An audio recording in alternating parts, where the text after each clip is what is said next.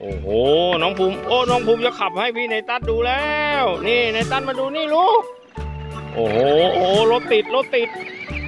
อ้าวไปโน่นน้องในตัดนะครับวิ่งแล้วอ้อมแล้วอ้อมไปแล้วไปไหนลูกนี่ดูน้องภูมิเขาขับรถให้ดูโอ้โหวิ่งจนรอบบ้านเลยแล้วลูกโอ้โหรถชนแล้วโอ้เด้อมาอยู่ข้างหลังที่ลูกในตัดอยู่ข้างหลังไปแล้วยายเอ้ยจับไม่ทันละโอ้ยนี่ดูน้องภูมินี่ดูข้างหลังอย่างงี้มันเข้าที่โอ้โหไปแล้วไปไวด้วยโอ้ยเลี้ยวไม่เลี้ยวเลยไม่เลี้ยวน้องเลี้ยวไม่ทันในตัดเข็นแรงไงน้องเลี้ยวไม่ทันเลยเอ้ามาโอ้เลี้ยวด้วยที่ลูกเลี้ยวด้วยน้องภูมิเลี้ยวด้วยลูกเลี้ยวด้วยโอ้